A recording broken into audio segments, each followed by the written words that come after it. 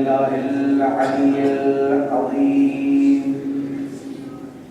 حسبنا الله ونعم الوكيل، نعم المولى ونعم النصير. الحمد لله رب العالمين، والحمد لله الذي هدانا لهذا وما كنا لنهتدي لولا أن هدانا الله. ثم الصلاة والسلام على أشرف الأنبياء والمرسلين، خاتم النبيين، شفيع ذنوبنا وطبيب قلوبنا، أبي القاسم محمد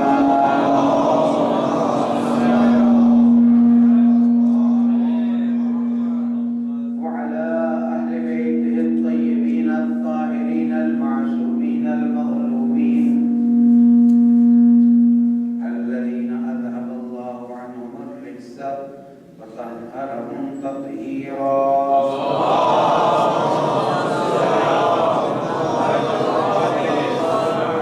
السلام عليك يا أبا عبد الله وعلى الأرواح التي حلت بفنائك. عليك مني سلام الله أبدا ما بقيت وبقي الليل والنهار، ولا جعله الله آخر العهد مني بزيارتكم. السلام على الحسين وعلى علي بن الحسين وعلى أولاد الحسين وعلى أصحاب الحسين. اللهم قص أنت ظالم باللعن مني وابتغي أولا ثم ثاني والثالث الرابع. اللهم لن يزيد خامسا والعن عبيد الله بن زياد وابن مرجانة وعمر بن سعد وشمر وآل أبي سفيان وآل مروان إلى يوم القيامة.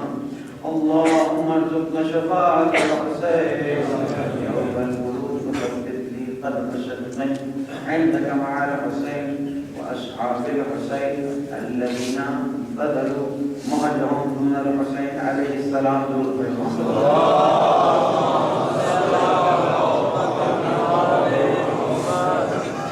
قال الله الحكيم في كتابه المبين. بسم الله الرحمن الرحيم. فأقم وجهك للدين حنيفا فطرة الله التي فطر الناس عليها لا تبديل لخلق الله ذلك الدين القيم ولكن أكثر الناس لا يعلمون. صدق الله العلي العظيم. دعاء قبول کیجیے. پریشانیوں کی دور کے لیے، پرچم اسلام کی سربلندی کے لیے، کفر کے پرچم کی سربلندی کے لیے اور تعجیل ظہور امام زمانہ کے لیے درود پڑھیں.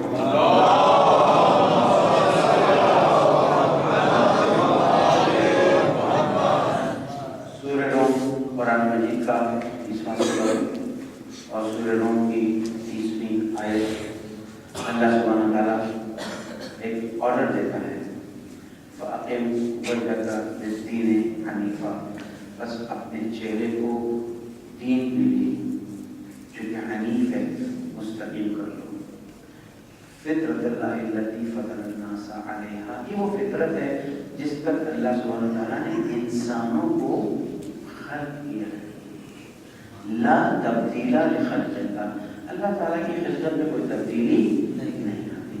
ذالک الدین القیم، یہ دین قیم ہے، یہ وہ مضبوط دین ہے جس پہ تمہیں چلنا ہے. لیکن اکثر الناس لا یعلمون، لیکن اکثر لوگ جو ہے اس چیز کو نہیں جانتے.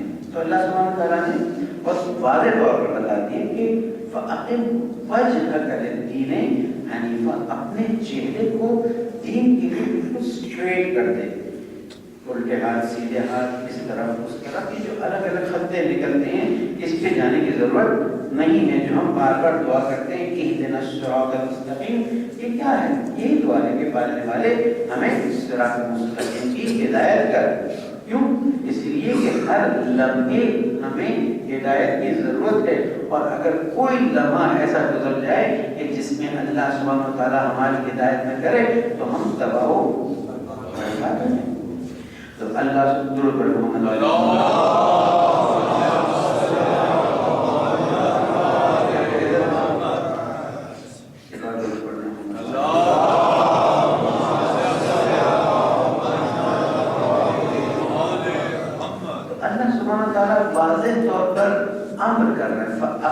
وجہ للدین حنیفہ، اپنے وجہ کو دین کی خاطر حنیفہ بالکل مستقیم کر دے، یا وہ دین جو کہ حنیف ہے اس کے لیے تو مستقیم کر دے۔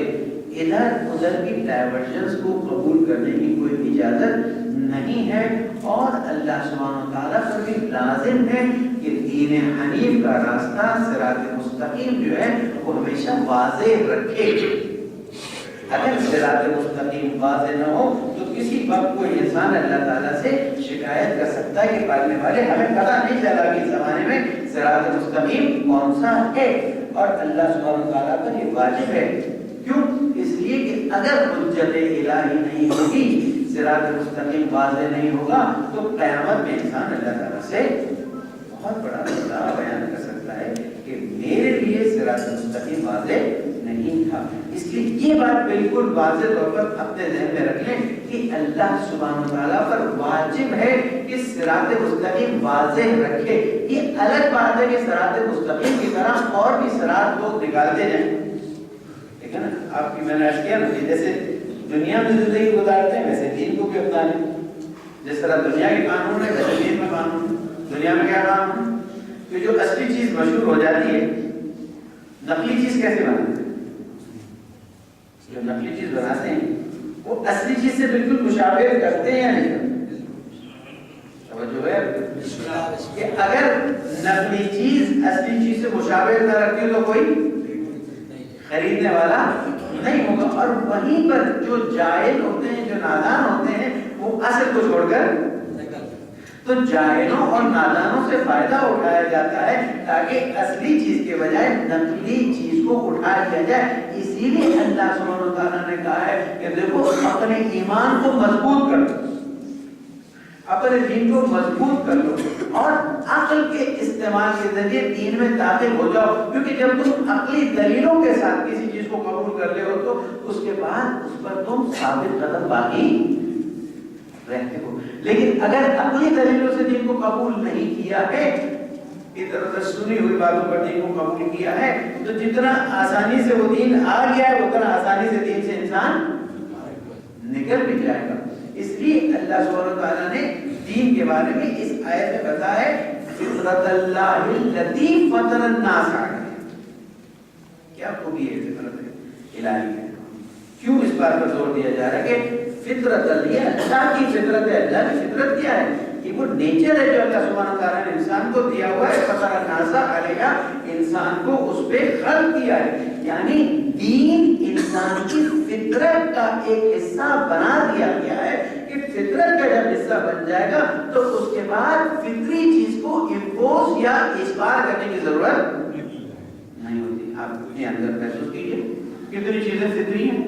پیاس لگنا فطری عمل، نیند آنا فطری عمل۔ آپ کو نیند آ رہی ہو تو آپ کو اپنے آپ کو سمجھانے کے لیے کوئی دلیل دینے کی ضرورت پڑتی ہے کہ مجھے نیند آ رہی ہے؟ بھوک لگی ہے، دوسرے کو سمجھانے کے لیے شاید آپ کو ضرورت محسوس ہو، لیکن اپنے آپ کو سمجھانے کے لیے ضرورت محسوس نہیں ہوتی۔ جیسے بھوک لگی کھانا کھا لیا، پیاس لگی پانی پی لیا، نیند آئی سو گئے۔ تو یہ فطری اعمال انسان کے اندر موجود ہوتے ہیں، صرف مشکل یہ ہوتی ہے کہ بعض مرتبہ ان فطری چیزوں پر غیر فطری چیزیں آ جاتی ہیں، جس کی وجہ سے انسان اپنی فطرت کی طرف سے توجہ ہٹا دیتا ہے۔ کیا دلیل ہے کہ دین خود فطرت کا حصہ ہے؟ اگر یہ بات واضح ہو جائے کہ دین انسان کی فطرت کا حصہ ہے اور اپنے خالق کو ماننا، اپنے رب کو ماننا انسان کی فطریات میں سے ہے، تو ہمارا مسئلہ بہت آسان ہو جائے گا۔ اس لیے کہ فطری چیزوں کے لیے پھر دلیل کی بھی ضرورت نہیں ہے، اور انسان خود بخود اسے قبول کر لیتا ہے۔ آج ہمیں بچوں کو دلیل دینے کی ضرورت پڑتی ہے، بجائے اس کے کہ ہم خارجی دلیل دیں۔ داخلی امور کی طرف اگر اس کی توجہ مبذول کرا لیں تو خود بخود بچہ اس کی طرف توجہ کرنا شروع کر دے گا۔ اور دین انسان کی فطرت میں، اب یہ الگ بات ہے کہ انسان کی فطرت میں دین موجود ہے، لیکن جب انسان دین کی طرف توجہ کرنے جاتا ہے تو اصلی دین کے بجائے نقلی دین کی طرف چلا جاتا ہے، اللہ کے بجائے بت کی پرستی شروع کر دیتا ہے۔ اگر کرسچن ہے تو کچھ اور چیز کی طرف توجہ کرنا شروع کر دیتا ہے۔ یہ چیز بتا دی. دیکھیں جب سے کائنات خلق ہوئی ہے، تاریخ میں آپ نے اسٹڈی کر لی، کچھ جو بہت سے آرکیولوجسٹ ہیں انہوں نے اس بات کو بیان کیا کہ جب ہم نے ماں قبل تاریخ کی زمین کو کھودا ہے اور جو ہمیں آثار ملے ہیں، پھر تو سب چیزیں سامنے موجود ہیں، میوزیم میں موجود ہیں، تو ان آثار میں ہمیں یہ چیز واضح طور پر پتہ چلتی تھی کہ حتیٰ دفن کرنے کا بھی ان کا خاص طریقہ ہوا کرتا تھا.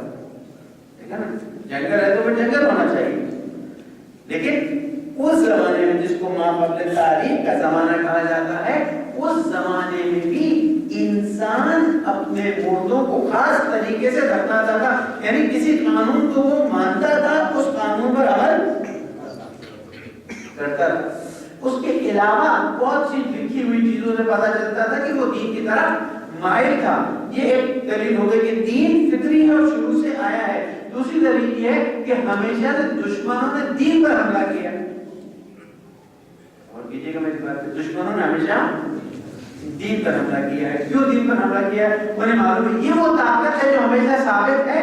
جو غیر ثابت طاقت ہے وہ ہمیشہ کوشش کرتی رہی کہ دین پر حملہ کرے اور دین کو اپنے راستے سے بہت. اگر صرف یہی نقطہ بیان کروں تو 10 دن انشاءاللہ نکل جائیں گے. آپ دیکھ لیجئے جہاں پر دین پر لوگوں نے قیام کیا، وہاں پر بے دینی طاقتوں نے ان کو ختم کرنے کی کوشش کی. چاہے حاصل ہو قابیل کا واقعہ ہو، چاہے حضرت نوح علیہ السلام کا زمانہ ہو، چاہے حضرت موسیٰ علیہ السلام کا زمانہ ہو، حضرت ابراہیم علیہ السلام کا زمانہ ہو، حضرت عیسیٰ علیہ السلام کا ہو، حضرت محمد مصطفیٰ صلی اللہ علیہ وسلم کا زمانہ ہو. جب بھی طاقتیں کھڑی ہوئی ہیں تو وہ دین کے خلاف قیام کرنے کی کوشش کرتی ہیں، اگرچہ کہ وہ اپنے آپ کو بعض مرتبہ بے دین طاقت کہتی ہیں، لیکن پھر اگر تحلیل کیا جائے تو جو مقابلے میں بھی آتی ہیں وہ کسی نہ کسی طرح سے دین کا نام لیتی ہیں. بڑی مشکل بات میں نہیں کہتی. ابھی جنازہ بھی دفن کیا آپ نے کمیونزم اور سوشلزم کا چند سال پہلے جنازہ دفن ہو گیا. 70 سال کا 70 سال تک دین کے خلاف پوری مہم جاری رہی. اور جیسے ہی سوشلزم اور کمیونزم کو تاریخ کے میوزیم میں دفنا دیا گیا، لوگ خود بخود پھر اسلام کا نام، پھر دین کا نام لینے لگے. یہ چیز کیا بتاتی؟ یہ فطرت میں موجود ہے. اور جب فطرت میں ایک چیز موجود ہے تو انسان کو صرف توجہ دلانے کی ضرورت نہیں ہے. تمہاری فطرت کے اندر چیز موجود ہے، اگر اسے تم ایک بار سمجھ لو تو پھر تمہارے لیے مشکل نہیں ہوگی. یعنی تمہاری فطرت میں ہے کہ تم کسی طاقت کی طرف توجہ کرو. اس نقطے کی طرف توجہ کی کہ انسان اللہ کو اگر نہیں مانتا کسی اور طاقت کو مانتے ہیں. کسی اور طاقت کی طرف، چاہے وہ خود ہو، چاہے وہ سورج ہو، چاہے وہ آگ ہو، چاہے وہ سوشلزم ہو، چاہے وہ کمیونزم ہو. کوئی انسان جو اپنے آپ کو دہریہ بھی کہتا ہے، وہ دہریہ بھی کسی نہ کسی چیز کو مانتا تو ہے نا. یعنی دہریہ کسی چیز کو، وہ جو کہتا ہے کہ کچھ نہیں ہے، بس ایک طاقت ہے، وہ طاقت اپنی جگہ پر ہے، اس کے علاوہ کچھ نہیں، تو اس طاقت کو بھی وہ مانتا ہے. یعنی انسان کی فطرت میں ہے کہ کسی طاقت کی طرف وہ توجہ کرے. اور اگر نہیں سمجھ آتی تو امام جعفر صادق علیہ السلام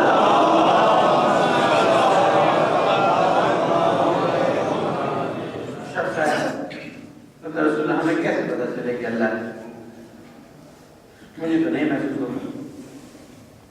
اگر میں تمہیں محسوس کر رہا ہوں کہ اللہ ہے تو تم قبول کرو. کبھی تم کشتی میں سوار ہوئی،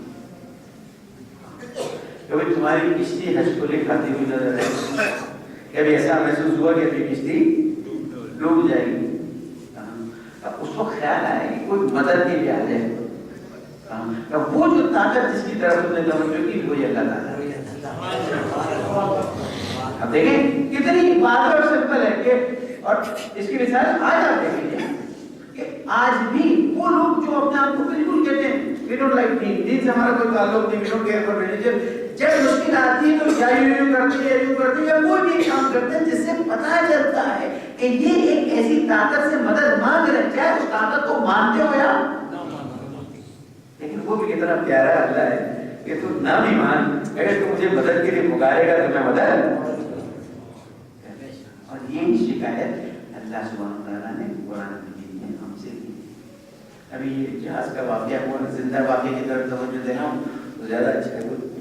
وہ واقعہ 24 گھنٹے تک میرے ذہن پر مسلط رہا، استقلال کے ساتھ پیش کروں میں اسی طرح کی گفتگو کرتا ہوں اور اسی چیز خود بھی سمجھنے کی کوشش کرتا ہوں، آپ کو بھی سمجھاتا ہوں۔ جب وہ جہاز پانی کی طرف رواں ہوا ہوگا، یہ 4 دن پہلے کی بات، 5 دن پہلے کی بات، پائلٹ نے کہا ہوگا کہ انجن ہمارے بند ہو گئے، آپ اپنے آپ کو تصور کیجیے اس جہاز میں بیٹھے کیا سوچتے ہیں؟ اللہ، رسول، دعا، قرآن، جتنا چاہے ہم جتنے بھی یہاں پر بے دین رہے ہو، جتنے بھی دین کے خلاف باتیں کرتے رہو، لیکن جب وہ جہاز کے اس موڑ پہ پہنچے کہ جب جہاز پانی میں نہیں معلوم گرے گا تو کیا ہوگا اور جان بچے گی کہ نہیں بچے گی، برف والا پانی ہے، وہ برف والا پانی بھی ہمیں زندہ رہنے دے گا یا نہیں دے گا، اس وقت انسان کس کو یاد کرتا ہے؟ اللہ سبحانہ وتعالیٰ کی ذات کو یاد کرتا ہے۔ یہاں جو نقطہ سامنے آتا ہے، اللہ تعالیٰ قرآن مجید میں انسان سے شکایت کرتا ہے، آپ سے نہیں، مجھ سے کرتا ہے، آپ کو ماشاءاللہ ہے کہ اِذَا رَكِبَ الْفُلْكَ دَعَوُا اللَّهَ مُخْلِصِينَ لَهُ الدِّينَ، جب کشتی میں سوار ہوتے ہیں اور ان کی کشتی تھوڑی سی اوپر نیچے ہونے لگتی ہے تو ہمیں اس طرح سے دعا کر کے پکارتے ہیں کہ جیسے ہمارے جوان کا کوئی مددگاری فَلَمَّا نَجَّاهُمْ إِلَى الْبَرِّ، اور جب ان کو ہم کنارے پر لے جاتے ہیں تو ایسے بلا دیتے کہ جیسے ہمارے بارے میں کچھ جانتے ہی نہیں۔ یہ مثال کیا ہے؟ یہ مثال یہ جیسے میری زندگی میں تکلیفیں، پریشانیاں، کینسر، بیماریاں، نوکری کا چھوٹ جانا، بیٹی کے رشتے نہ ملنا، تکلیف، اذیت، امتحان، مصیبت، جب بھی کیا کرتے ہیں؟ نماز، دعا، منتیں، حاجتیں، فلاں فلاں فلاں، اس سے زیادہ اللہ کو یاد کرنے کا موقع نہیں ملتا۔ تھوڑا سا کڑوا چھوٹے پی لیجیے شاید کام آئے، لیکن جہاں مسئلہ حل ہوا وہاں پر اللہ تعالیٰ کا ٹیلی فون نمبر موبائل سے ڈیلیٹ، اگر گھنٹی بجے بھی یہ کس کا فون نمبر ہے معلوم؟ آپ نے کبھی محسوس کیا ہے کہ آپ کے کسی دوست نے ضرورت کے وقت آپ کو پکارا ہو اور جب اس کی بیٹی یا بیٹے کی شادی ہو تو آپ کو یاد رکھے ہو، کیسا محسوس کرتے ہیں؟ بڑا مشکل محسوس ہو رہا ہے، سمجھنا مشکل محسوس ہو رہا ہے یا حضرت کرنا مشکل محسوس ہو رہا ہے؟ درود پڑھتے ہیں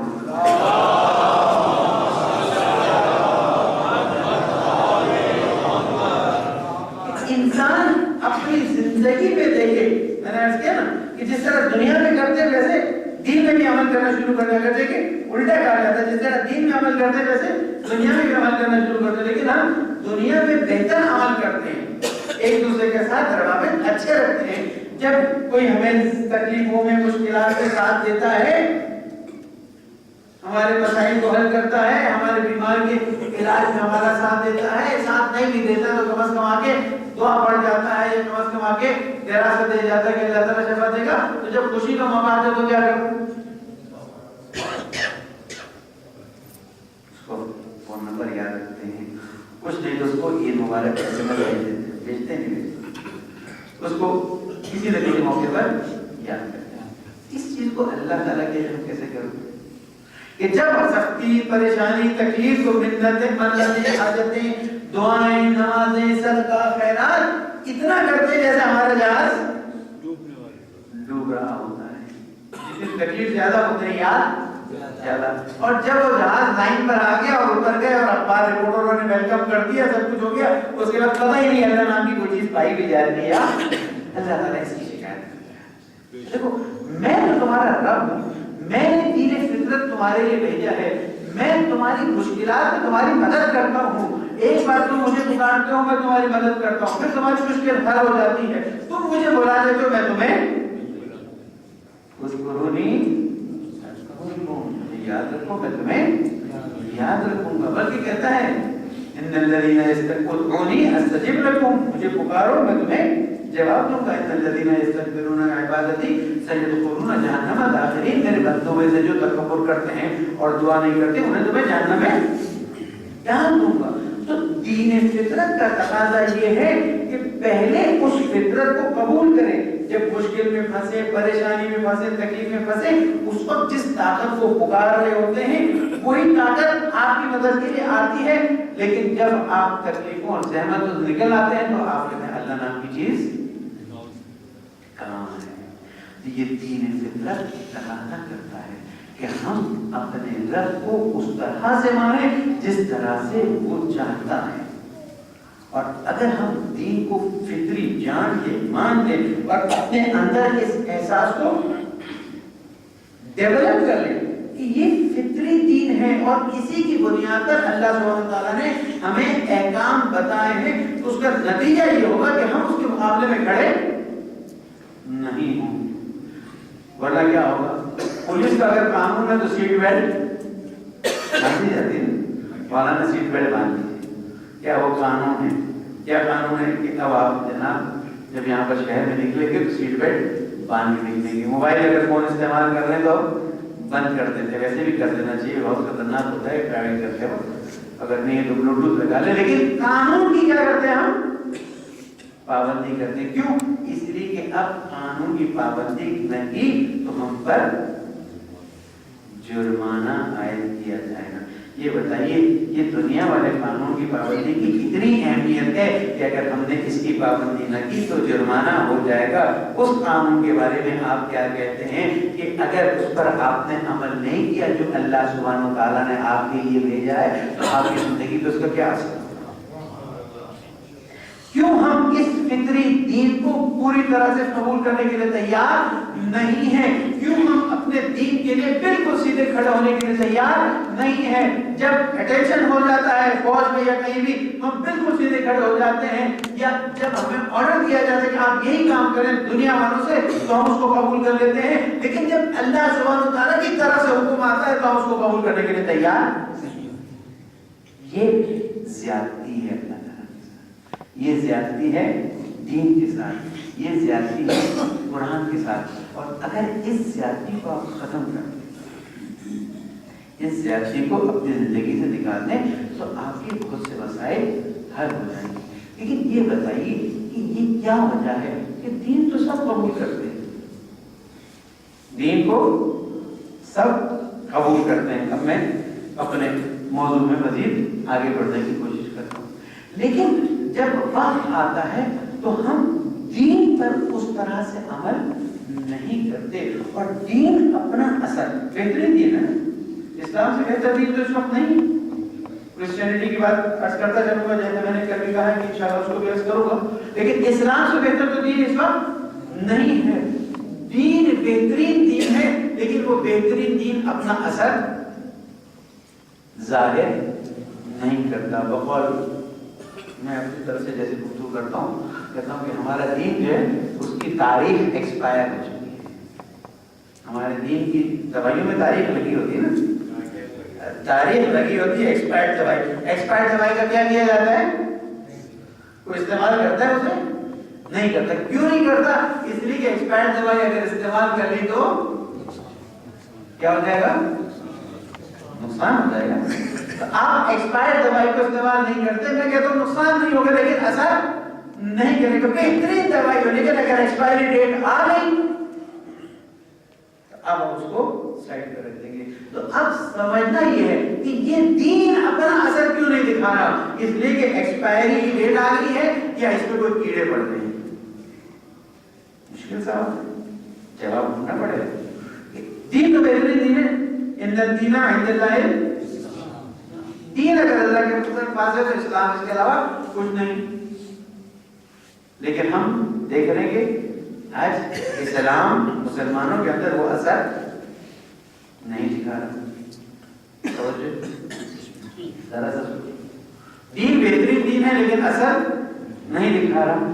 یا تو یہ کہ اس دین کو جس طرح سے اپلائی کرنا چاہیے وہ اپلائی نہیں کر رہے ہیں، یا پھر دین ہی ایسا ہے جس کی تاریخ اس پہ تو کوئی ہاں بولنے کے لیے تیار. میں کہہ دیتا ہوں اس کی تاریخ ختم ہو گئی، دین پرانا ہو گیا. یہ دین اس قابل نہیں رہا کہ اس کو زندگی میں اپنایا ہے. کیا مشکل ہے؟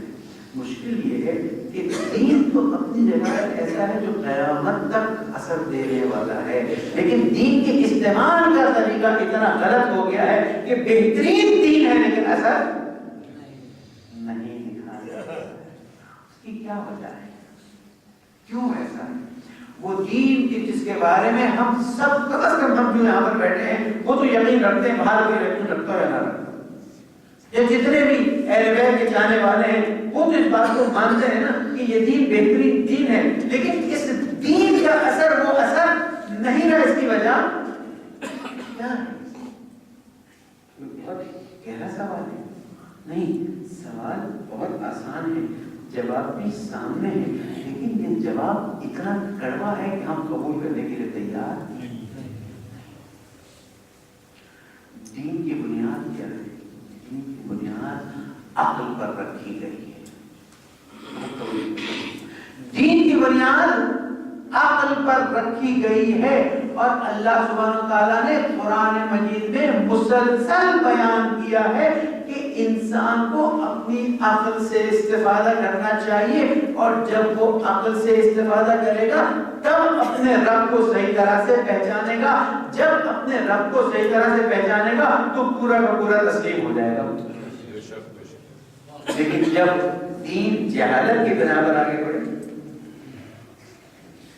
کڑوی بات تو بتانی ہے جس کے بغیر چلے، جب دین خرافات کی بنیاد پر آگے بڑھے، جب دین بدعتوں کی بنیاد پر آگے بڑھنے لگے، تو پھر وہ دین اثر نہیں دکھا سکتا جو دین اللہ سبحانہ وتعالیٰ کی طرف سے بھیجا گیا۔ اب دیکھیں رسول اکرم محمد مصطفیٰ صلی اللہ علیہ وسلم لے جا رہے ہیں، تشریف لے جا رہے ہیں، ایک بڑی ہے بیٹھی چرکا کاٹ رہی ہے، اوپر گھما رہی ہے، اپنا دھاگا بنا رہی ہے، کیونکہ اس کا طریقہ بتانا چاہتے ہیں کہ دیکھو یہ جاہل عورت ہے لیکن بڑے لکھوں سے بہت زیادہ پڑھی لکھی ہے، اور مطلب یہ چیز کر لو کچھ کر لو، لیکن اگر تم نے عقل کا صحیح استعمال نہیں کیا تو اس کے مقابلے میں بھی نہیں ہے۔ تو تم کیا کر رہے ہو؟ میں دھاگا بناتی ہوں اس سے، اس کے بعد اس سے کپڑا بنایا جاتا ہے۔ کیا یہ بتاؤ کہ تم اللہ کو مانتی ہو؟ یا رسول اللہ اسلام کو قبول کر چکی ہو اور اللہ تعالیٰ کو، کیا یہ بتاؤ کہ اللہ تعالیٰ کو ماننے کے لیے تو ضرورت ہے کہ دلیل سے مانو، دلیل کے بغیر اللہ تعالیٰ کو ماننے کا فائدہ نہیں، جو ہم نہیں کرتے۔ ہم نے اللہ تعالیٰ کو دلیل سے نہیں مانا، اگر ہم دلیل سے مانتے تو جیسے دلیل سے اور لوگوں کو مان کے ہم تسلیم ہو جاتے ہیں، اللہ تعالیٰ کو بھی مان کے تسلیم، جو جتنا تسلیم نہیں ہوتا ہے وہ اتنا دلیل کے بغیر دین پر چل رہا ہے۔ رسول اللہ ابھی میں دلیل دیتی، ہاتھ چلاتے چلاتے ہاتھ ہٹا دیں، تو چلتے چلتے 2-3 راؤنڈ لگائے ہوں گے، رک گیا، یہ کیا دلیل ہے؟ کہ یا رسول اللہ یہ چرخ جو ہے میرے چلائے بغیر نہیں چلتا، اور میں نے ہاتھ ہٹا دیا تو یہ چرخ رک گیا۔ یہ اتنی بڑی کائنات اللہ کے چلائے بغیر نہیں چل سکتی، تو میں اس چھوٹے سے چرخ کو دیکھ کر اندازہ لگاتی ہوں کہ اگر چھوٹے سے چرخ کو چلانے کے لیے میری طاقت اور میری فکر اور میرے تدبر کی ضرورت ہے، تو اس کائنات کو چلانے کے لیے ایک عظیم مدبر کی ضرورت ہے۔ دیکھیں کتنی ساری بات، کتنا سمپل کام ہے، لیکن ہم نے اپنے تعلیمی نظام کو ایسا نظام بنا دیا ہے کہ جس کی وجہ سے ہم ڈگری سے بہت اچھی لے لیتے ہیں تمام احترامات کے ساتھ، کسی شخص پر کوئی ذاتی تنقید کا ارادہ نہیں، لیکن جو چیز سمجھانا چاہتا ہے وہ آپ نے ہمارے ہاں جو مشکل ہوئی ہے وہ یہ ہوئی ہے کہ ایک تعلیمی نظام ہمیں دیا گیا۔ وہ کیا تعلیمی نظام ہے کہ پہلے تو بچوں کو میٹرک کراؤ، انٹر کراؤ، بی اے کراؤ، BCom کراؤ، BSc کراؤ، MBBS کراؤ، CA کراؤ، MBA کراؤ، یہ ہے۔ اس کے بعد بہترین نوکری۔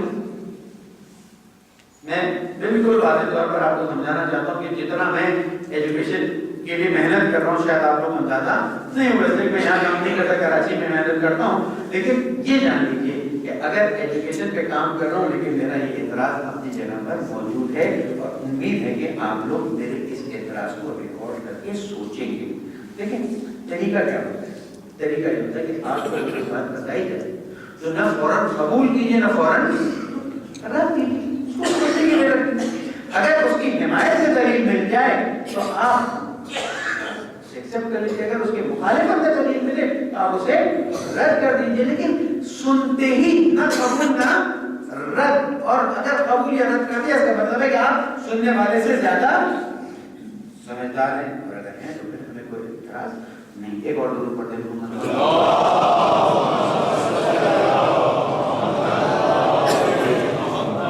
ہماری مشکل کہاں ہوئی؟ ہماری مشکل یہ ہوئی. دیکھیں یہ matric inter B A B com یہ سارا سلسلہ گریجویشن کا اور ماسٹرز کا اور پی ایچ ڈی کا جو سلسلہ ہے یہ کتنے سال پرانا ہے؟ کوئی بزرگ ہو گیا 150 سال سے زیادہ تو نہیں ہے. ایک زمانے میں ڈپٹی نظیر احمد کا نام لیا جاتا تھا, مثلا ہیڈ کلرک ہو گئے, بڑی بات کہی جاتی. پھر اس کے بعد وہ میٹرک جو ہے وہ اتنی بڑی چیز نہیں, انٹر بڑی ہو گئی, انٹرمیڈیٹ ایف اے بڑی چیز ہو گئی, پھر اس کے بعد گریجویشن بڑی چیز ہو گئی, پھر اس کے بعد یہ سارا سسٹم بنایا کس لیے؟ کبھی ہم نے سوچا بچہ پیدا ہوتی فکر ہی ہوتی ہے کہ بہترین اسکول میں ڈالوں, لیکن کیوں ڈالوں؟ تاکہ وہ بہترین پڑھ لکھ کے بہترین آدمی بن جائے. وہ بہترین آدمی نہیں بنتا, وہ بہترین معاشی جانور بنتا ہے. یہ سسٹم بنایا کس نے؟ یہ سسٹم بنایا ہم لوگوں نے. دیکھیں جب گاڑی کی انڈسٹری ڈالی جاتی ہے تو یہ دیکھا جاتا ہے کہ گاڑی خراب ہوگی تو ٹھیک کیسے ہوگی. تو اس کو ٹھیک کرنے کے لیے افراد کی ٹریننگ کی جاتی کہ نہیں کی جاتی؟ کی جاتی, تاکہ اس گاڑی کے ٹھیک کرنے والے موجود ہوں اور گاڑی ٹھیک ہو تو چلتی رہے. گاڑی بنانے کے لیے بھی افراد کی ضرورت, گاڑی کو ٹھیک کرنے کے لیے بھی افراد کی ضرورت. تو جب اتنی بڑی بڑی انڈسٹریاں بننا شروع ہو گئی تو انہوں نے دیکھا کہ ان انڈسٹریوں کو چلانے کے لیے ہمیں کچھ انسان نما, آگے کے لفظ استعمال کروں گا برا بن جائیں گے, انسان نما چاہیے جو بیل کے آگے گاڑی کے آگے لگ جائیں اور اس کے بعد اسے موٹر گاڑی سمجھ چلا سکیں. اور اس انڈسٹریل ریولوشن کے بعد انہوں نے کہا کہ ایک ایسا تعلیمی نظام سیٹ کیا جائے کہ جس میں لوگ چلتے جائیں, آنکھ بند کر کے ڈگری لیں, آنکھ بند کر کے نوکری لیں, آنکھ بند کر کے بیوی لیں, آنکھ بند کر کے تنخواہ لیں, آنکھ بند کر کے زندگی گزاریں اور اسی میں زندگی. اور جب کوئی اسکول جا رہا ہو تو ہم کیا کہیں؟ علم حاصل کرنے جا رہے ہیں. بہت ہی ٹیکنیکل سپورٹ پر پہنچ کر آپ کو بات سمجھانا چاہتا ہوں.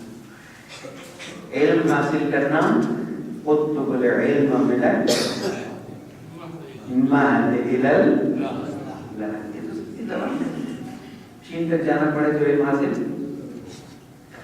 اس علم حاصل کرنے کو اس اسکول جانے کے اوپر نام ڈال دیا گیا. جب اسکولنگ شروع ہوئی تو بچہ کیا کر رہا ہے؟ علم حاصل کرنے جا رہا ہے. وہ بچہ علم حاصل کرنے جا رہا ہے تو جو علم حاصل کرنے جا رہا ہے تو وہاں پر تو یزکیہم ویعلمہم الکتاب والحکمہ ہے کہ پہلے تزکیہ ہو, پھر اس کے بعد اس کو قرآن مجید کی آیت اور حکمت سکھائی جائے. یہ اسکولنگ سسٹم میں جاتا ہے, یہاں پر حکمت سکھانے کا کام نہیں ہے, اسے کچھ ٹیکنیکل چیزیں سکھا دی جاتی ہیں. جیسے ہمارا کمپیوٹر ہے, وہ ایک ایڈوانس کمپیوٹر بن جاتا ہے اور اس کے بعد کمانا شروع کر دیتا ہے. اور جب وہ گریجویشن ڈگری حاصل کر لیتا ہے تو ہم اسے کہتے ہیں یہ پڑھا لکھا ہے. اگر کوئی نان گریجویٹ ہو تو ہم کہتے ہیں یہ جاہل ہے. یہ لیکن اگر کسی نے گریجویشن کیا ہوا اور میٹرک ہو تو کہتے ہیں یہ جاہل ہے, یہ پڑھا لکھا علم حاصل کرتے ہیں. اور اگر کوئی گریجویٹ اور کوئی پی ایچ ڈی ہو تو اب یہ جاہل ہو گیا, یہ پڑھا لکھا ہو گیا. اسی طرح سے ریفرنسز آپ دیکھیں تو دنیا نے اپنی ضرورت کے مطابق کچھ لوگوں کو ٹرین کروا کر اسکولنگ سسٹم میں ڈلوا دیا. ہم نے سمجھا یہی سسٹم, اس سسٹم کے علاوہ کوئی سسٹم نہیں ہے. اور اپنے بچوں کو آنکھ بند کر کے, کیونکہ میں خود اس سسٹم سے پڑھا ہوں اس لیے میں چیلنج سے یہ بات کہہ سکتا ہوں, آنکھ بند کر کے اپنے بچوں کو اس سسٹم میں ڈال دیا. نتیجہ کیا ہوا؟ جس نے زیادہ محنت کی, زیادہ مارکس لیے, اچھی ڈگری لی, زیادہ سمجھا, اس کو اچھی تنخواہ, اچھی نوکری مل گئی. ہم نے کہا اب سارے بچے اسی لائن میں چلے جائیں. ایک زمانہ تھا سب ایم بی بی ایس کرنے نکل پڑے تھے. اس کے بعد ایک زمانہ آیا سب چارٹرڈ اکاؤنٹنٹ بننا شروع ہو گئے. اس کے بعد ایم بی اے کا زمانہ آ گیا, آئی ٹی ایکسپرٹ بننا شروع ہو گئے. نتیجہ کیا ہوا کہ ہر کوئی اپنی جگہ پر ایک معاشی جانور بننا شروع ہو گیا, چاہے اسے دین کے بارے میں کچھ پتا ہو یا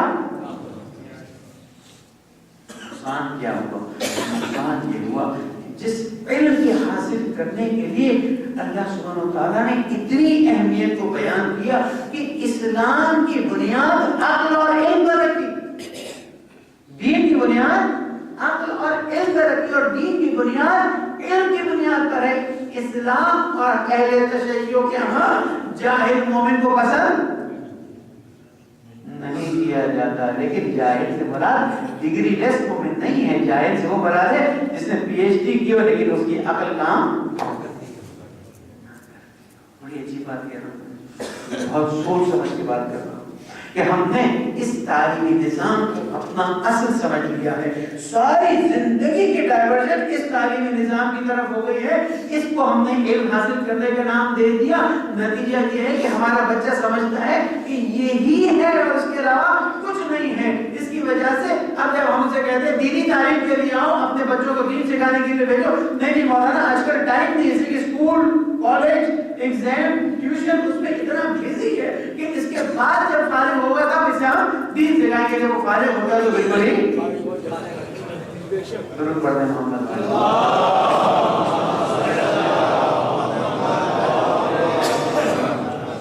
جب یہ تعلیم ہمیں کیا فائدہ ہے؟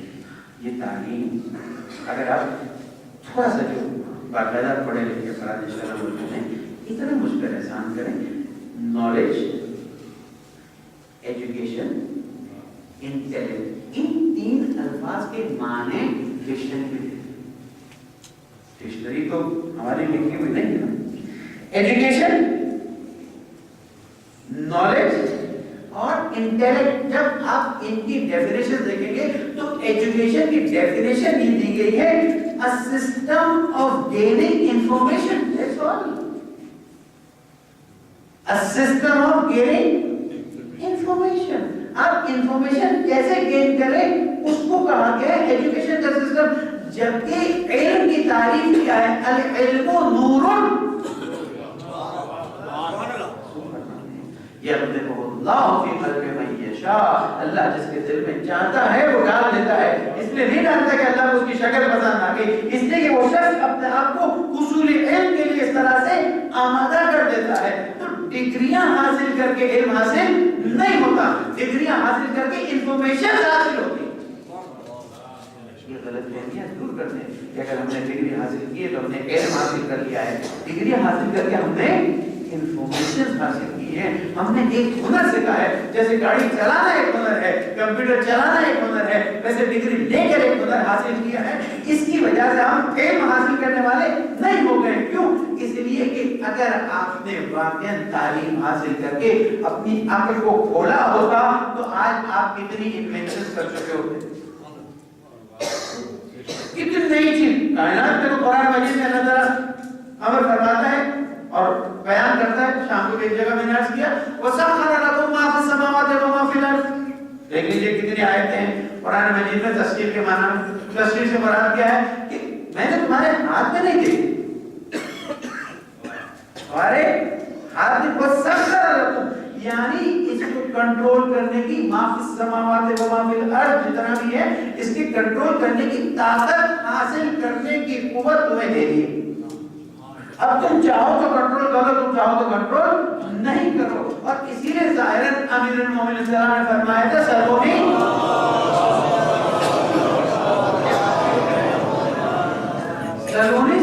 قبل ان تفتنون، اس سے پہلے کہ میں تمہارے ہاتھ سے چلا جاؤں، اور مجھے آسمان کے راستے زمین کے راستوں سے زیادہ بتائیں۔ یہ تصوراتی باتیں نہیں ہیں، یہ نعرے لگانے والی باتیں نہیں ہیں، یہ علمی باتیں ہیں کہ اگر اسلام کے اندر جو رکھنا ڈالا گیا اور خلافت کا راستہ تبدیل کر دیا گیا، یہ نہ ہوتا، کبھی آپ نے تصور کیا کہ یہ جو ہوا یہ نہ ہوتا تو کیا ہوتا؟ انسان اسی زمانے سے کہاں پہنچ گیا ہوتا، اور جب انسان اسی زمانے میں کہاں سے کہاں پہنچ گیا ہوتا تو آج کائنات کی شکل بالکل دوسری ہوتی۔ قرآن مجید میں کائنات کی ایک بہت زبردست شکل موجود ہے یا نہیں؟ آج تو ہم قرآن مجید کے لحاظ سے ہم آثار قدیمہ میں زندگی کر رہے ہیں۔ تھوڑا سا ذہن میں بھی نہیں سارا بولوں گا تو آپ کیا سوچیں گے؟ قرآن مجید میں ایک ایسی قوم کا ذکر ہوتا ہے اور اس قوم کے ایسے لیڈر کا ذکر ہوتا ہے کہ وہ قوم اتنی ایڈوانس ہے، نہیں معلوم 20 سال پہلے میں نے مثال دی نہیں تھی، میں پھر سے مثال دینا چاہتا ہوں تاکہ یاد تازہ ہو جائے کہ وہ قوم اتنی ایڈوانس تھی کہ اگر اس قوم کی ایک چڑیا غائب ہوئی تھی تو لیڈر کو پتہ چل گیا۔ دیکھیں کتنی ایڈوانس ٹیکنالوجی وہاں پر چل رہی تھی، ہم تصور نہیں کر سکتے، اور ہمیں غلامی کے ذہن میں اس طرح سے ڈال دیا گیا ہے کہ دیکھو تم یہ نہیں سوچ سکتے تھے پہلے یہ ہے، نہیں، پہلے انسان اس سے بہت زیادہ آگے نکل گیا تھا، لیکن اللہ تعالیٰ کی نافرمانی کرتا گیا اسفل السافلین میں پڑ گیا۔ اس کے بعد پھر آہستہ آہستہ اب پھر اٹھ رہا ہے۔ اتنا ایڈوانس تھا کہ ایک چڑیا اتنی اسپیڈ سے جاتی ہے، ایک من ہندو علم من الکتاب اتنی تیزی سے تختہ اتنا بڑا اٹھا کے لے آتا ہے، تخت اتنا بڑا اٹھا کے لے آتا ہے کہ پتہ نہیں چلتا، اور اس کے بعد ایک ایک جزیات کی طرف آپ توجہ کریں کہ ایک مرحلے میں ایسا مرحلہ آتا ہے کہ ایک لمحے میں ایک خط ایک ملک سے یا ایک کانٹیننٹ سے دوسرے کانٹیننٹ میں چلا جاتا اور ٹائم بھی نہیں۔ میں تصوراتی باتیں کر رہا ہوں، آپ کو لوری سنا رہا ہوں، یہ کوئی حقیقت کی طرف توجہ دے رہا ہوں کہ قرآن مجید بتا رہا ہے کہ اتنی ایڈوانس ٹیکنالوجی تھی، اور اس ایڈوانس ٹیکنالوجی میں اس طرح سے زندگی کو گزارتے تھے کہ جو لیڈر تھا اس کو ہر چیز کا علم ہوتا تھا۔ لیڈرشپ بہت اہمیت رکھتی ہے، اس کے بغیر امت پراگندہ ہو جاتی ہے۔ وہ ترقی وہاں پر پڑھی ہے، قرآن مجید میں پڑھی۔ یہ بات سمجھے کہ وہ بیٹھ گئے ممبر پہ، انہوں نے بات کہہ دی ادھر کی ادھر کی، انہوں نے کتنا تو گزارنا ہی، لیکن جب قرآن مجید کہتا ہے حضرت سلیمان علیہ السلام کے بارے میں، اور وہ خود کہتے ہیں میری ابلونی، اللہ تعالیٰ چاہتے ہیں میں نے جان لے کہ میں شکر کروں یا نعمت کروں، آدھا میں فضل ربی میرے رب کا فضل ہے۔ تو اب یہ بتائیے یہ ٹیکنالوجی جس کی طرف ہم آج جا رہے ہیں، یہ ظاہر نالج جو ہم حاصل کر رہے ہیں، آیا یہ نالج ہمیں آخرت میں بھی کام آ سکتی ہے نہیں آ سکتی؟ یہ آخرت میں کام آ سکتی ہے یا نہیں آ سکتی؟ آ سکتی ہے کہ اگر اس کے ذریعے ہم دین کی تعلیمات کو بھی حاصل کریں اور دینی تعلیمات کے ساتھ اپنی زندگی کو آگے ہم منع نہیں کرتا، ہم کہتے ہیں یہ فضیلت ہے، اگر آپ نے کوئی ڈگری حاصل کر لی یہ فضیلت ہے۔ یہ جو آپ سمجھ لیتے ہیں یہ کافی ہے، کافی نہیں ہے، بلکہ یہ ایک مرحلہ ہے۔ اگر آپ اس کو حاصل کرتے ہیں، اب دیکھیں کتنا بڑا ظلم ہے، پوری فزکس پڑھ جاتی ہے، خود بول رہا ہوں اس وجہ سے بیان کر رہا ہوں، ورنہ مجھے پتا بھی نہیں چلتا، پوری کیمسٹری پڑھ جاتے ہیں، فزکس کے اتنے بڑے بڑے قانون پڑھ جاتے ہیں، اللہ کا نام کہیں بھی جاتی ہے نا۔ اگر ہم مثال کے طور پر یہاں پر پینٹنگ بنائیں اور اس پر پینٹر کا نام نہ لکھیں، پینٹر کا نام ہم چھپا دیتے ہیں، ذاتی ہے، دنیا کا بھی طریقہ ہے، کتاب کو لکھتا ہے تو اس کے نیچے لکھتے ہیں مصنف کون ہے۔ یہ فزکس کی کیمسٹری، یہ سائنس جو کہ ایک انسان کے دل کی آواز ہے کہ اس کے ذریعے انسان محسوس کرتا ہے کہ اس کائنات میں ایک نظام چل رہا ہے، ایک سسٹم چل رہا ہے، جس کی میں چھوٹی سی مثال دیتا ہوں، درود پڑھتے ہیں۔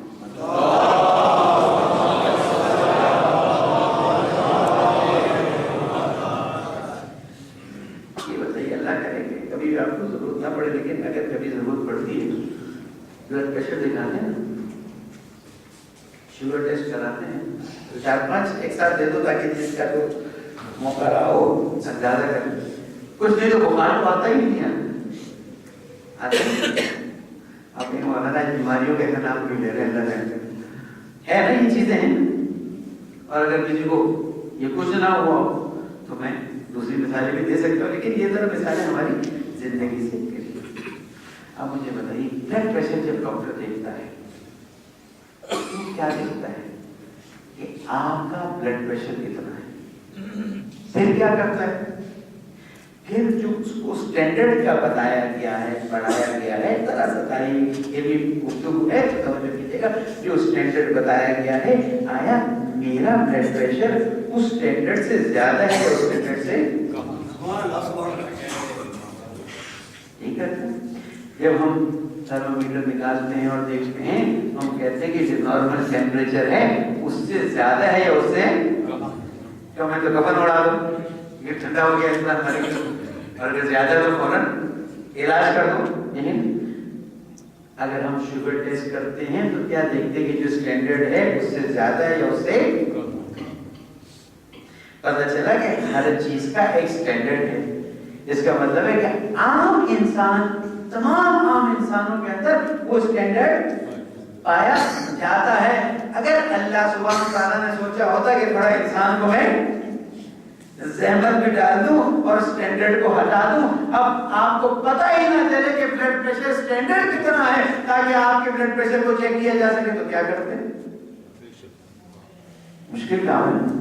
تو اللہ سبحانہ وتعالیٰ نے انسانوں کے اندر بلڈ پریشر کا اسٹینڈرڈ رکھ دیا, گلوکوز کا اسٹینڈرڈ رکھ دیا, کولیسٹرول کا اسٹینڈرڈ رکھ دیا, یوریا کا اسٹینڈرڈ رکھ دیا, یورک ایسڈ کا اسٹینڈرڈ رکھ دیا. پوری لسٹ پڑھیے گا, کتنی بڑی لسٹ ہے. اس کا سارا اسٹینڈرڈ ایک طرف لکھا ہوتا ہے, اوپر نیچے ہونے کے اسٹائل دوسری طرف لکھے ہوتے ہیں. پتہ چلا کہ اللہ سبحانہ وتعالیٰ جانتا تھا کہ انسان بیمار ہوگا. جب بیمار ہوگا تو اگر اس کے پاس اسٹینڈرڈ نہیں ہوگا تو کس طرح سے پتہ چلے گا اسے کہ وہ بیمار ہے یا صحیح ہے.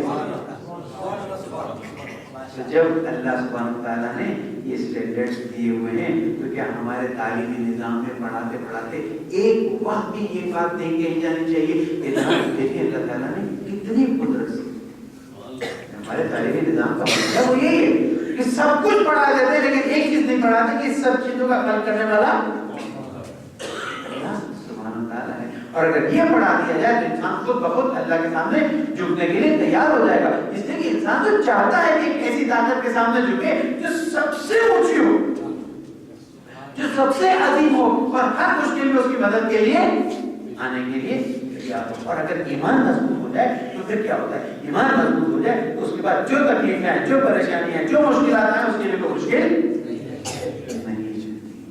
اور پھر نہ صرف مشکل نہیں رہتی بلکہ لذت محسوس کرتا ہے. پھر عشق الہی میں گرفتار ہو جاتا ہے. اور جب عشق میں مبتلا ہو جاتا ہے, عشق بری چیز نہیں ہے لیکن عشق کس سے ہو وہ بڑی چیز ہے, اچھی چیز ہے. اگر خدا نہ خواستہ الٹی سیدھی چیز سے ہو گئی تو وہ تو خود بھی ڈوبا ہے, تمہیں بھی ڈوبے گا. لیکن اگر عشق اللہ تعالیٰ سے ہے, جب انسان اپنے رب کو اتنا خوبصورت پائے گا تو خود بخود اس کے سامنے تسلیم ہو جائے گا. جب تسلیم ہو جائے گا تو عشق کے اس مرحلے پر پہنچ جائے گا کہ جہاں پر اللہ تعالیٰ کا جو حکم ہوگا اسے بغیر کسی شرم کے, بغیر کسی حیا کے اپنے اس رب کے حکم کو اپنی زندگی میں عملی جامہ پہنانا شروع کر. آج ہمارے ساتھ مشکل یہی ہے کہ ہم نے اپنے رب کو اتنی خوبصورتی سے نہیں پہچانا. جنہوں نے اپنے رب کو خوبصورتی سے پہچانا ان کی زندگی دیکھ لیجئے, اپنی زندگی کو دیکھ لیجئے. وہاں پر بھی تو اسٹینڈرڈ چاہیے. اگر بلڈ پریشر کا اسٹینڈرڈ دیا ہے, اگر گلوکوز لیول کا اسٹینڈرڈ دیا ہے تو کیا ایمان کے اسٹینڈرڈ نہیں دیے ہمیں؟ ہمیں ایمان کے اسٹینڈرڈ دیے ہیں اور کہتے ہیں ان اسٹینڈرڈ سے اپنے آپ کو چیک کرا لو. کربلا کا واقعہ پورا کا پورا اسٹینڈرڈ ہے, چیک کر لیجیے. کربلا کے واقعے میں ہمیں بالکل اسٹینڈرڈ مل جاتا ہے کہ دیکھو نوجوان ہے تو اس کا اسٹینڈرڈ کیا ہے, بچہ ہے تو اس کا اسٹینڈرڈ کیا ہے, بوڑھا ہے تو اس کا اسٹینڈرڈ کیا ہے, اہل بیت میں سے تو اس کا اسٹینڈرڈ کیا ہے, غیر اہل بیت میں سے تو اس کا اسٹینڈرڈ کیا ہے, اور کس طرح سے وہ عمل کرتا ہے. سوچیے اگر عشق الہی میں مبتلا ہو تو عمل انجام دے دو. ارے کربلا تو بہت دور کی بات ہے. کربلا سے پہلے کے جو واقعات ہیں اس کو آپ دیکھیے تو آپ کو اندازہ ہوگا کہ جب انسان عشق میں مبتلا ہو جاتا ہے تو کہاں چلا جاتا ہے. سفیر امام علیہ السلام, میں مسائل میں فوراً داخل نہیں ہوتے, یہ نکات عرض کرتا ہوں پھر اس کے بعد سفیر امام علیہ السلام غیرت قیس بن مسحر سیداوی نام لیا گیا ہے, اگر میں غلط نہیں کر رہا ہوں. جناب قیس کو امام علیہ السلام نے خط دیا کہ تم یہ خط لے کے چلے. میں کیا بتانا چاہ رہا ہوں, لیکن اسٹینڈرڈ ہمارے پاس ہے. اب اپنے آپ کو چیک کر لیجیے, آپ کا ٹیمپریچر اس سے کم ہے یا اس سے زیادہ ہے. کم ہے تو اوپر آئیے اور اگر زیادہ ہے تو تھوڑا نیچے آئیے. کیس کو خط دیا کہ جاؤ, اور کوفے والوں کو خبر تو کیا میں پہنچ رہا ہوں. کیس پہنچتے ہیں, ابھی کوفے سے پہلے ہی تھے کہ حسین ابن نمیر یا نمیر جو ہے وہ گرفتار کر لیتے. جیسے ہی گرفتار ہوتے ہیں یہ خط کو پھاڑ کے کھا جاتے ہیں. خط کو پھاڑ کے کیسے کھاتے ہیں لے جائے گا پکڑ کے. اس کے بعد عبید اللہ بن زیاد کو پہنچ چکا تھا. عبید اللہ بن زیاد نے کہا کہ تم کس لیے پوچھا ہے؟ اور میں کو آیا تاکہ پیغام پہنچا. کس کا پیغام تھا؟ حسین بن علی کا. بالکل کوئی تکلف نہیں. حسین بن علی کا کس کے نام کا؟ وہ میں نہیں بتا سکتا. کہا تم نے خط کیوں پھاڑ دیا؟ کہا تاکہ تم کو پتا نہ چلے کس کے نام پہ تھا. لیکن تم خط کے متن کو بتا دو، جس کے نام پر خط بتا دو، تمہاری جان بچ جائے گی. اب تو یہ موت کے ساتھ گئے ہیں. اب یہ تو موت کو خرید رہے ہیں اپنی جان دے کر. وہ کیسے راز اگلیں؟ ہے ہم میں سے کوئی ایسا کہ جو اس قاتل، اس جانی، اس جنایت کار کے سامنے کھڑے ہو کے گئے؟ ہم تو جا کے فوراً یس بس ہم جھکنے کے لیے تیار ہیں. کام کیا ہے یہ؟ لیکن یہ حسین کے ساتھ کربلا نہیں پہنچے. یہ کربلا سے پہلے ہیں. ان کی طرح سے ہونے کی کوشش کیجئے کہ حق کی آواز اٹھائیے. کب تک یہ غلامی کا ذہن بنا رہے گا کہ میں فلاں میں فلاں میں فلاں؟ آپ اہل بیت کے ساتھ اتنے نزدیک ہیں. یہ تھی قیس سے کہا کہ قیس تمہیں شدید ذلت کا سامنا کرنا پڑے گا، تمہیں قتل کر دیا جائے گا. قتل ہو جانا تو کوئی بڑی بات نہیں ہے، تم کچھ بھی کر لو. اب وہ راز سینے میں، جس دن تم اذیت دو، جو کچھ کرو، یہ راز کھلے گا نہیں. اس سے اچھا تمہاری جان بچانے کے لیے ایک طریقہ ہے. کربلا والوں کا ماتم کرنے والوں، انصاف سے بتاؤ، انصاف سے بتاؤ. وہ کربلا والے اتنی تکلیفیں برداشت کریں، وہ بھی جنت میں، اور ہم صرف آنسو بہائیں اور ہم بھی جنت میں. کیا قیام حسین علیہ السلام کا مقصد صرف آنسو بہانا تھا؟ یہ قیام مقصد امام حسین علیہ السلام یہ تھا کہ ان کی ان کے طریقے کو دیکھو، ان کے راستے کو دیکھو اور اس پر جیسے کہ کربلا تو ہمیشہ ہے نا. یہ کربلا 61 ہجری میں ہو گئی، اب صرف رونے کا مقام رہ گیا. کربلا 61 ہجری میں ہو گئی اور اب صرف افسوس کا مقام رہ گیا ہے. نہیں، کربلا آج بھی ہے اور کربلا 100 سال بعد بھی ہوگی. تم کس طرح سے اپنی ذمہ داری کو ادا کرتے ہو؟ اس نے کہا کیا کام بتاؤ، میں سنتا ہوں. ایسے کہا تم ایسے کرو، مسجد کوفہ میں جاؤ، ممبر پہ جاؤ اور اعلان کرو کہ میں ان سے برات حاصل کرتا ہوں اور ان پر لعان کرو.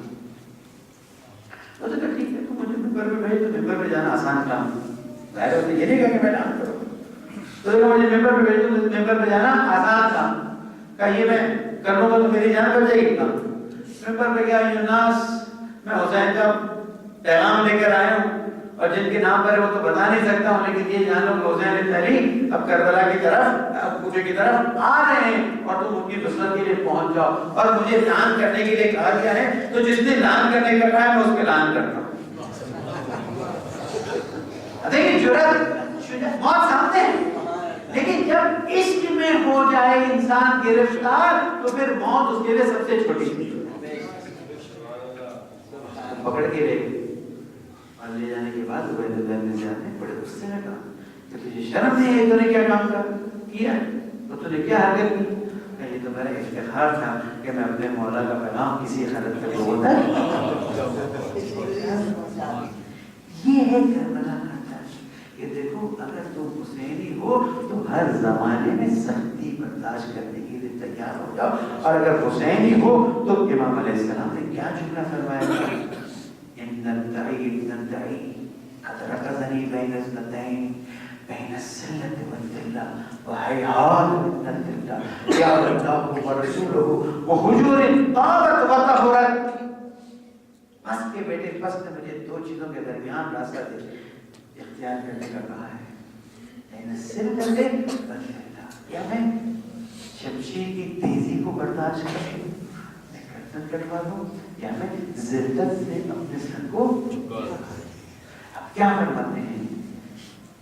ہیہات من الذلة، میں ذلت سے اپنی گردن کو نہیں جھکا سکتا. چند کوڑیوں کے لیے، چند مہینوں کی تنخواہوں کے لیے میں جاؤں اور ظالم کی مدد کروں، یہ مجھ سے نہیں ہو سکتا.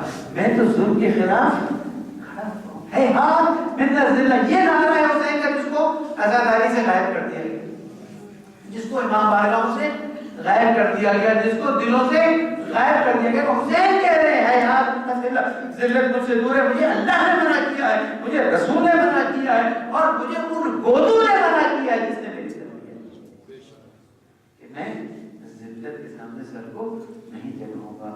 پھر حسین تم تیار ہو جاؤ، حسین تمہیں وہ قربانیاں دینی ہوں گی کہ جو تاریخ میں یاد رہے گی، حسین تمہیں قیمت بہت بڑی چکانی ہوگی۔ امام علیہ السلام نے فرمایا میں تیار ہوں۔ الموت اولا من رکوب العار والعار اولا من رکوب النار۔ میں ان چیزوں میں نہیں مانتا ہوں، میں ذلت اور پستیوں میں گرنے کی بات کو قبول کر ہی نہیں سکتا ہوں۔ آپ دیکھیں امام علیہ السلام نے دین کی خاطر کتنی بڑی قربانی دی، کیوں دی ہے؟ صرف اس لیے کہ وہ جان قربان کریں، وہ سختیاں برداشت کریں، وہ تکلیفیں برداشت کریں اور ہم کچھ آنسو بہا لیں اور ہم جنتی ہو جائیں۔ نہیں، امام علیہ السلام نے جان دی کہ دیکھو میرے ساتھ جانے والا اگر جون بھی ہے تو اب نہ رنگ کا فرق ہے، نہ نسل کا فرق ہے، نہ منہ کا فرق ہے، نہ ذات کا فرق ہے۔ کیا کیا ہم نے عاشور سے دن جون تمہیں بڑی خدمت دی، بس اب وقت آ گیا تم چلے جاؤ۔ امام علیہ السلام نے جب یہ کہا تو جون کی آنکھوں سے آنسو جاری ہو گئے۔ امام کو دیکھا، پھر امام نے کہا تم نے جناب ابیذر کے زمانے سے جب جناب ابیذر سے آزاد کیا تھا جناب جون کو، جناب جون نے اس دروازے میں کہ میں کہا چاہوں گا دیکھیں کوئی ڈگری نہیں کیا ہوا لیکن معرفت کا بروج دیکھیے کہ غلام سیاہ ہے لیکن پہچانتا ہے دل نورانی ہے۔ ان نورانی دل کے ساتھ اہل بیت ایک گھر میں ہمیشہ رہا۔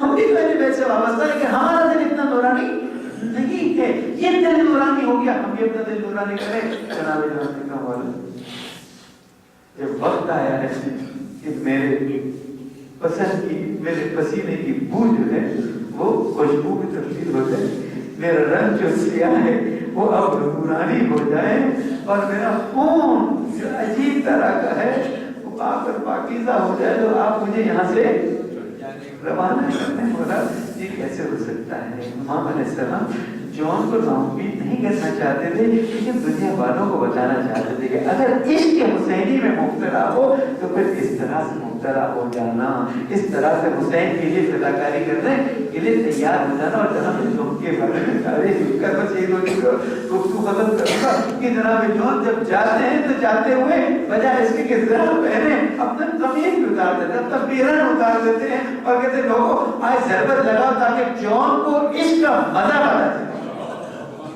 جون جانے کی عشق کیا ہے اور عشق میں جب ضربت لگے گی تب احساس ہوگا۔ جناب جون نے ضربتیں کھائی، ضربتیں کھاتے کھاتے ایک تو جناب جون گرے ہیں، میرے مولا پہنچے، جناب جون نے آنکھیں کھولی، آقا میری قسمت کہ آپ میرے لیے تشریف لے آئے۔ یہ حسین جو ہمارے لیے اتنی خدمت کے لیے تیار ہے کہ غلام کے لیے بھی یہ بات کے لیے ہے، اپنے بیٹے اور غلام میں فرق نہیں کرتے ہیں۔ جون نے آنکھیں کھولی، امام علیہ السلام نے کہا جون اللہ سبحانہ وتعالیٰ تمہارے چہرے کو نورانی کرے، تمہارے پسینے کی خوشبو کو اور بھی زیادہ کرے، جاؤ جنت میں قیام کرو۔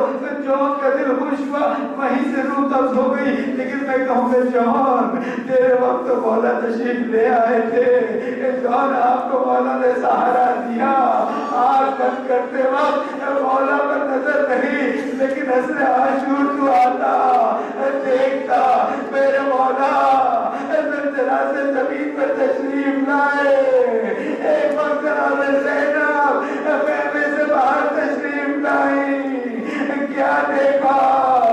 شبر نہیں، امام علیہ السلام کا سر تن سے جدا کر رہا ہے، آواز دی ہے شب یہ نواز رسول ہے، یہاں سے زلزلہ آیا، حسین کی بیٹی باہر نکلی، یا جواد ہو ابھی میرے بابا کے جواد، اب مجھے یقین ہو گیا میرے بابا شہید ہو گئے، صرف اتنا بتا دے میرے بابا کو پانی پلا ہے یا میرے بابا کو پیاسا شہید کر دیا گیا۔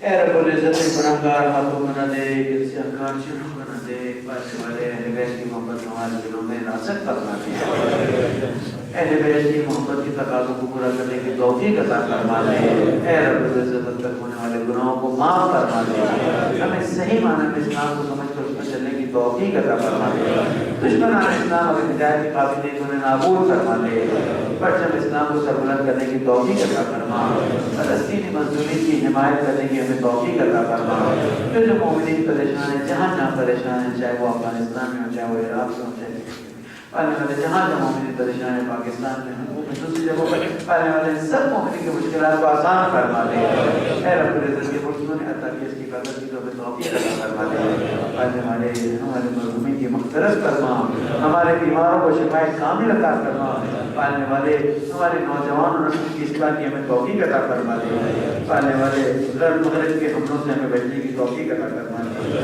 پانے والے درجہ محمد اور آل محمد کا واسطہ ہم سب کا عاقبت بخیر فرما دے، ایک مومن انتہائی مشکل میں پانے والے جہاں جہاں مومن مشکلات کو آسان فرما دے، علماء کرام براج اعظام علیہ السلام کی حفاظت فرما، اے رب العزت زمانے کے امام علیہ السلام کو ہم سے راضی فرما دے، ان کے ظلم پہ تاجیل فرما دے۔